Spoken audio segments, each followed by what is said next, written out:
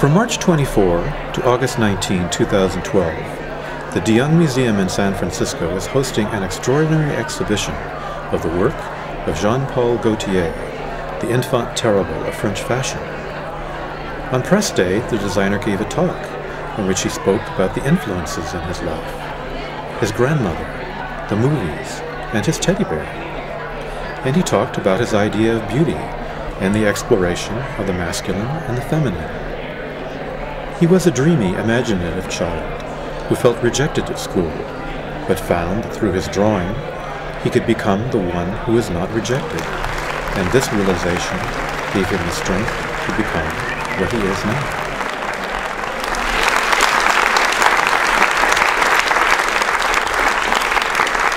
Thank you very much. For me, it's a real pleasure to be here in San Francisco. I think that I never imagined I should come for an exhibition about me, during my lifetime, So here in San Francisco, for me, it's important because it's a city which is sounds very special for me, because I am from the generation, I was born in '52, so you can see in the '60s there was all the hippies and all that I was like hearing about it, and all the freedoms that represent that city, which is beautiful, by the way. So I am very glad and very honored to be here, and I thank you for that invitation, which is truly great. What I can say is that, honestly, when Nathalie and Thierry arrived and proposed me to make an exhibition about my work, I was thinking, before, I was thinking like, but it's for dead people, when they are dead, after you show their work. So I felt like a little, but I am still alive. Well, anyway, but what I felt, because I refused some exhibition, not like that. I refused some exhibition to do it, but that one I didn't refuse. Why? Because I felt very quickly that with them it should be different, because it should not be an exhibition like the one I have seen and that I have admired, of big designers as Saint Laurent, as Dior, so it should be a different exhibition by the way that I could express different things, and it was not only to show like a first collection, which is good, but like a chronological, like number one, that one, number two, second collection, that thing, etc. It should be something else, and it should be, I could show it in another way, maybe more by the themes, the things that are very dear for me, very important for me, to say through fashion.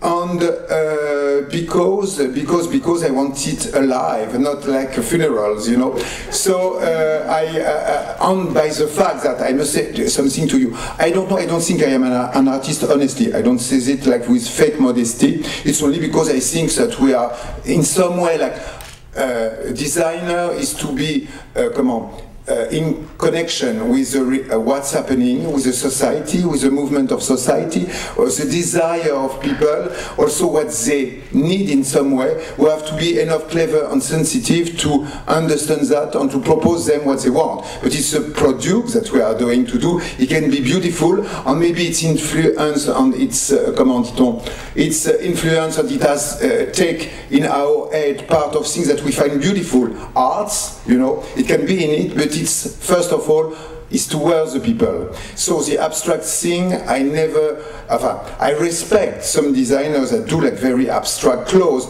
but to me it was more like always try to, I have been always influenced more by reality and try to make it like people in the streets, that's the best compliment.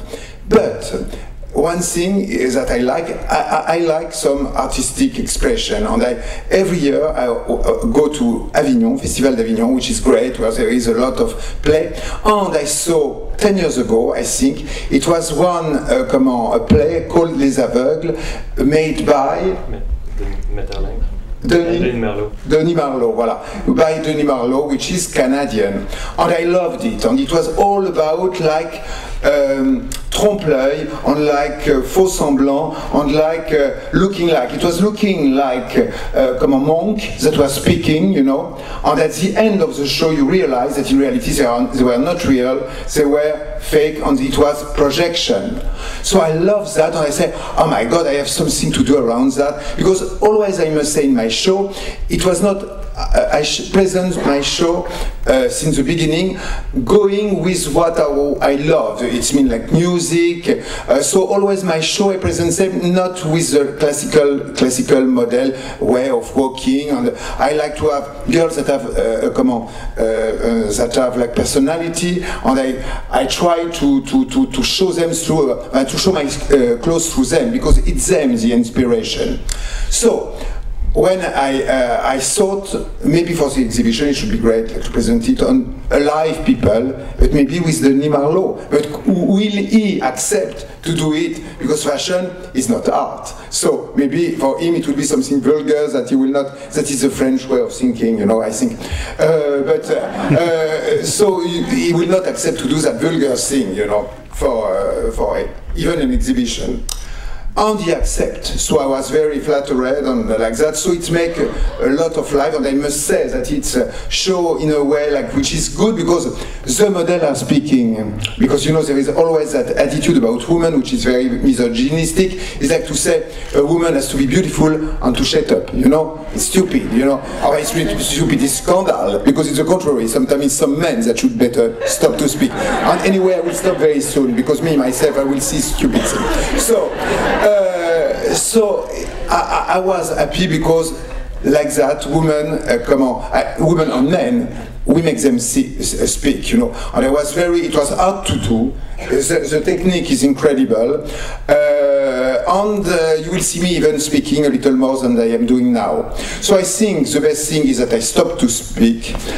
I want only to tell you that the clothes are supposed to speak instead of me, but through fashion you can say thing, and you can show thing, and my work is the work of only like to try to feel what's happening on the essence of the moment. We are big in the intestine, and we have digestion, and we put it through clothes. So that's my way of expression. So thank you to all the ones that are there, that are from my team also. Odile, that is a beautiful hair for along my years for my collection, who do truly creative creation. And Mireille, which is my tailleur, my cutter, which is like indispensable for me. You know, it's an arm, it's an arm, yes, a total arm with a finger, beautiful hands.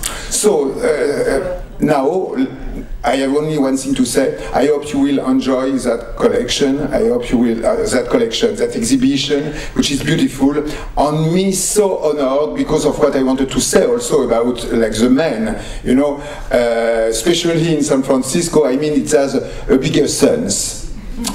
So let's enjoy it. Can you tell the first time you came to San Francisco in 1980? Just a little story. Yes, but it was quite funny, because it's like the first time I came, it was very short time. You know, it was in 80s, just the beginning of 80s. It was in August, you know, so it was summer holidays in France, and it was very hot and quite humid. And I remember that in the street, this beautiful street of San Francisco, that I didn't see hippies anymore, you know, because it was beginning 80s, and I saw one man, not that young, all dressed in black leather, in chaps and with a cap. And I say, my God, what an eccentricity, you know. I say, where else can I find that? You know, it was the beginning of village. It was not one among the village people. Anyway. Because that was quite funny, you know. But no, I say that it was black leather, but in San Francisco the most souvenir I have is colors, beautiful city, and very nice people, and very healthy food. In the exhibition, we'll see there's 6 different sections in the exhibition, and one of them is called the boudoir. And you see the beginning of the story of Jean-Paul with the grandmother and the influence of the corset. Can you just tell us more about the influence of the corset and your grandmother, and when you sketched and how you started sketching? I was very lucky, because my grandmother was somebody like very incredible. She was like a nurse, and she was having clients, you know, but she put them injection, but also she was doing like some beauty massage to them, you know, and she was giving them advice also on playing cards and saying 1, 2, 3, 4, you will have a new love, you will have God love, and she was telling that to me, so it gave me a lot of courage to myself. And she was also having a corset, which I discovered, you know, during she was doing to see outside her client, and I saw that corset and I said, my God, what is that, you know? And after she told me the story, that it was something like to have the waist very, very thin, and it was beautiful, it was in salmon satin, you know, less up at the back, and she told me that story, that to have the waist very, very small, she was, when she was 20, taking some vinegar, and so it provoked a contraction in the stomach, you know, here. And at that time, it's the moment to lace it up, you know. So like that, you have the waist like that. I didn't try, but I think now, with the years, I need it. So now, vinegar, a lot of vinegar during the day. But if I started to make it, at the beginning, I was influenced by clothes, but I was influenced also by Folies Bergère, revues, that kind of thing, you know. And if it became like more specific about fashion, it's because I saw one movie. It's from cinema also that I was because my grandmother let me see all the movies that were passing at the TV. And I saw one that was called Falbala, which was a movie with Micheline Prel, and it was all about couture house with the designer which fell in love with one woman and inspired by her. So when I saw that movie, I said, oh, I should like to be that one, to be like the one there, which is couturier, you know. It was beautiful, and there was a fashion show. So for me, fashion was what I wanted to do. It was to do fashion show, of course, where they were moving, they were not on a hanger, they were moving and expressing themselves, and it was beautiful with beautiful life. It finished very badly. Bon, okay, not in a museum, but it finished through a balcony, so bon, sad story, but beautiful and romantic, you know. But after that, I wanted definitely to make that, and I show how important it was, like, to wear the clothes and to express yourself through the clothes. So thanks to that, and the freedom that gave me my grandmother. Because Jean-Paul did his very first fashion show in 1976. So we have clothes from 1976 from his first fashion show, but we also have a dress that you created in 1971. But at the first, when he was around 9, 10, 11, you were playing with your cousin Evelyn and doing sketches and doing draperies, dresses on her, and also the Folies Bergère. Maybe you can tell the story about the Folies Bergère. About the Folies Bergère, I have one little story also, is one of my teddy bear. It was my first cobaye, let's say, the one that I worked on it, because like I was a little boy, it was not so nice if I had a doll, you know. So what could I dress? I dressed my bear, you know. So like he was not exactly how I imagined him physically, I put him like the first cone bra that I did with, let's say 25 years ago before Madonna, you know, I did for Madonna. So it's, it was in paper, I cut it round and I put it with épingle, you know, with pins, you know, like that. And that teddy bear, I make him live the things that were happening at that time. It means, like, for example, it was the wedding of Baudouin de Belgique and Fabiola, you know, a Spanish woman, dressed by Balenciaga. And so I put a dress, I don't know how I did the dress, but I remember that he asked definitely to have a dress, a wedding dress, and he was also, he have to marry, you know. So after that, I remember that it was the time of the operation open heart, you know, surgery, you know, Professor Barnard, you know, and I make the operation, but problem, I have the cone bra, so it was after. So where can I do the operation of the open heart? It was just central, you know, I found only that. So he had all the makeup that I did before doing it to my grandmother, and now it's a monster, I must say. Well, but it's there, you will see the monster, a beautiful monster. Ah oui, alors this is the story. I will tell you the thing which is a little connected with what I say about San Francisco and freedom, etc. When I was a little child. At school, it was not that good. Well, I was the lonely child, so I was dreaming and sketching, and it was marvelous because my grandmother let me do everything I wanted. So I was doing, my teddy bear became, also meneuse de revue des Folies Bergères with like the one, you clean, the feathers I put on the, well, so it was all that, meneuse de revue, So, and one time I saw at the TV, the premiere of the Folies Bergères.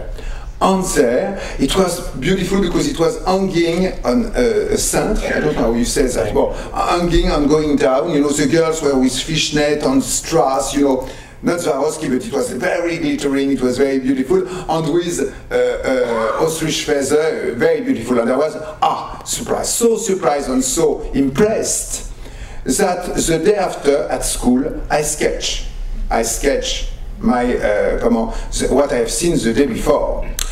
And the thing is that at school I was not the favorite of the other, I was very much like somebody like, the one that doesn't play well, football, that was not good at all at football, so I was rejected, and I felt that, Gaultier, it was all like that. So I felt that, I felt so 1 million times better at home, And I make the sketch, and the teacher came just behind me, and she saw the sketch, and she was insulted. I understand that, I was not interested in what she was saying, but more in what I was doing. So she said me to stand up, and she took the sketch, and first she take la règle, and dang, dang, dang, dang, do that to my finger, which hurts a lot. My finger were already drawings, And she put me the sketch at my back, with safety pins. And after she said, okay, now you go, and you go all around the classes, and like that, you will see, it was like a punishment, like to humiliate me. But what happened, it was the contrary of what it was supposed to do on me, is that, at the contrary, me that was always rejected, there I saw in the school, the other boys that were saying, Gaultier, we don't want him, there they were like laughing, first, laugh, something positive, and also after they were telling me, we want one sketch like that, So I think it was great, and it was like a passport. I realized, I think it was not very clear in my head, but I realized that through my drawing, I could exist, I could have a passport, and not be the one rejected, So I think, thank you to the teacher, thank you to them, because it's make me, and after I say that, and I felt like, but I realized that only maybe 15 years ago, but it's take, I think after it gave me like some kind of strongness in myself, like on the decision that through my sketch I could do whatever I wanted, or at least people could open their door and speak to me.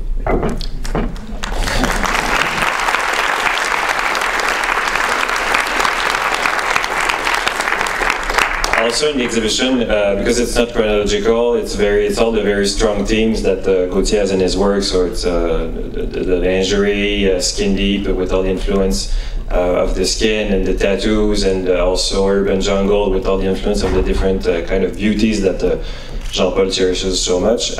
You will see also some stage costumes from Madonna, from the Blonde Ambition tour, from Confessions tour.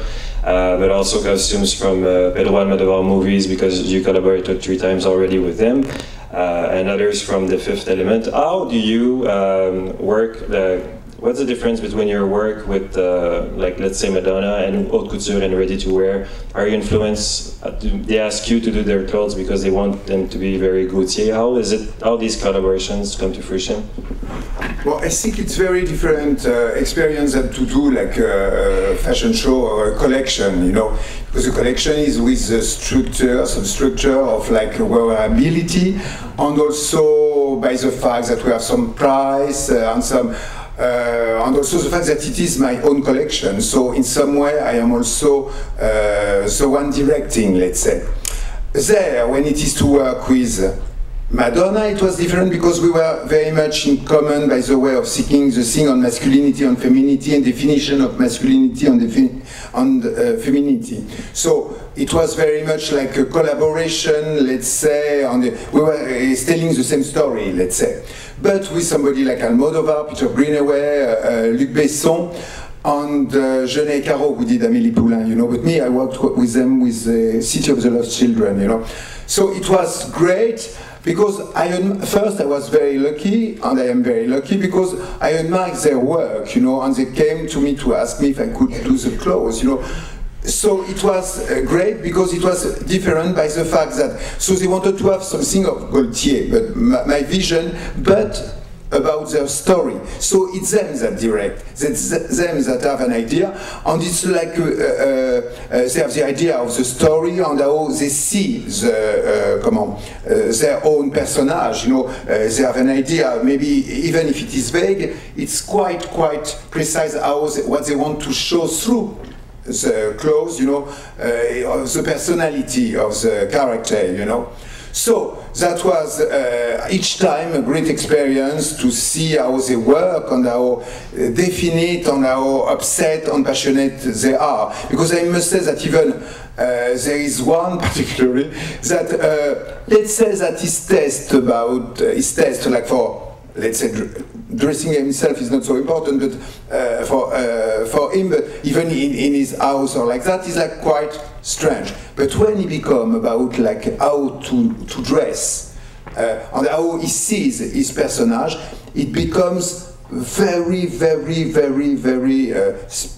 specific. And like he knows what he wants, he knows what he doesn't want. So it's a very big collaboration, and it's for me it was like a new adventure, and it brings me some.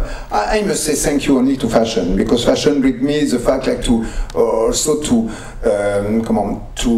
meet some people that are like very clever, interesting, talented, and they are the artists. I admire and respect them deeply.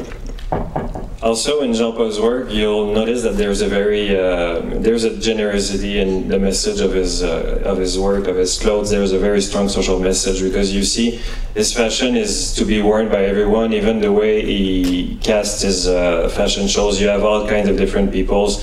I think everybody can be a Gaultier model. I think we can say whatever your age, your size, your origin is, you can all be a Gaultier model, because you have so many different models working for you in stars. Can you define and tell us what's your idea of beauty and masculinity and femininity? And but the fact, what I should say is that for me there is no one type of beauty. There is many different types of beauty, and at the base I think that you can find beauty everywhere.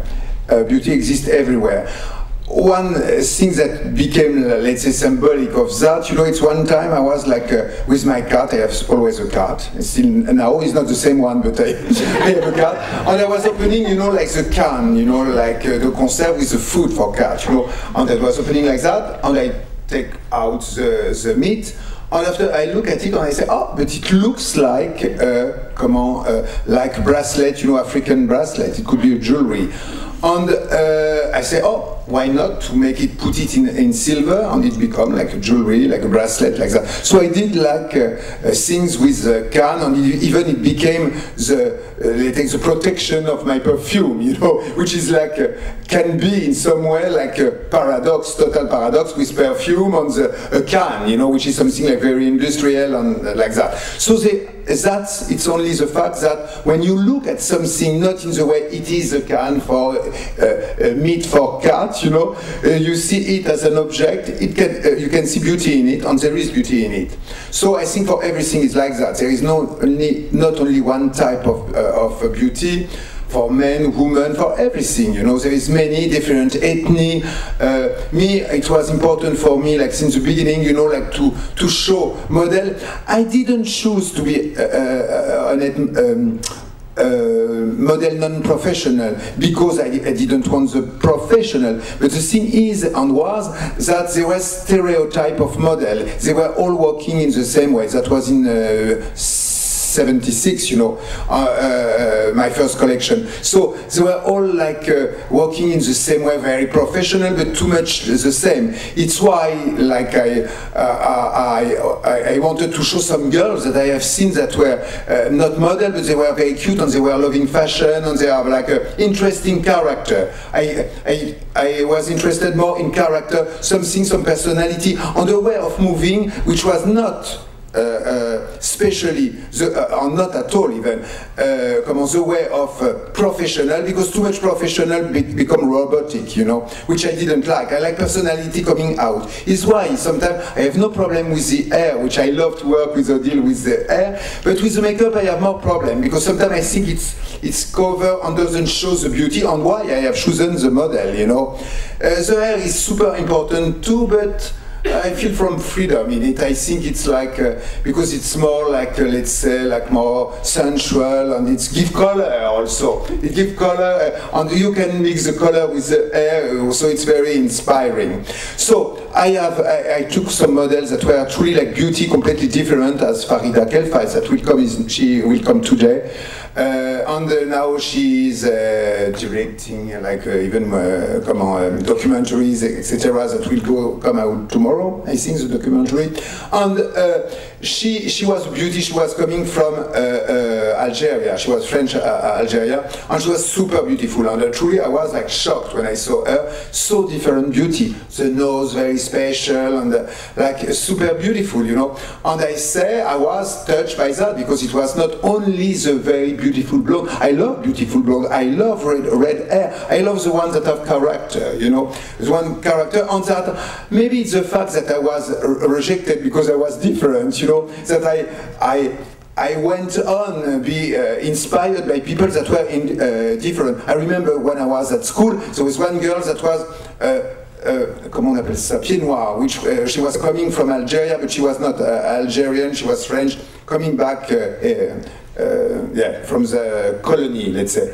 And she was with red hair, enormous red hair, like that, you know, and with the skin so pale, with the freckles, you say, the freckles, that you could see even her vein, you know, and I found that beautiful. And you know what, how stupid I was to be loved in reality. I told her that me too, I was coming from Algeria, and like to feel more close with her, I thought that like that she should like me a little more, because what I am not with red hair, I was not like that, but maybe coming from the same place, maybe it should make some friendship, you know. So that's it. So, you know, little by little, I took like different models that were like different or with different beauty, and even like for the boys, you know, the boys were changing, and they wanted to show like different the male object, which was the men that were not frightened and afraid to show also that part of femininity. And there is one model that which was not a model, but which was very typical and very different from the other, which is there. It's Daniel Bedrosian, which is there, just with a and he has his own way, and it became my male muse, let's say. And he was his own way of. First, he's a very human and nice guy, and he is still very beautiful. And the way how he moved was unique. You know, it was a way unique, which is about like how should be a male couture, because you know very well that the male in general, they are not used to walk for the catwalk. They want to look, or they want to do it like to show that they are a big macho, or they feel very insecure and very. He feel completely his home was on the runway. So he inspired me a lot, and I always try to find some people that truly, and let me be honest with my reaction on my coup de foudre. So always I am working, I am lucky, I am letting my coup de art love affair going and inspire me. Wow. Thank you very much, Jean-Paul.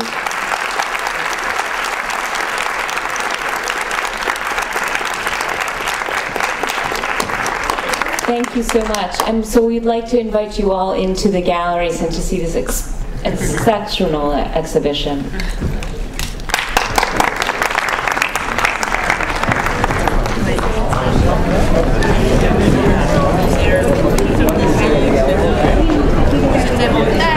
Moi j'ai dormi un peu, je voulais dormir.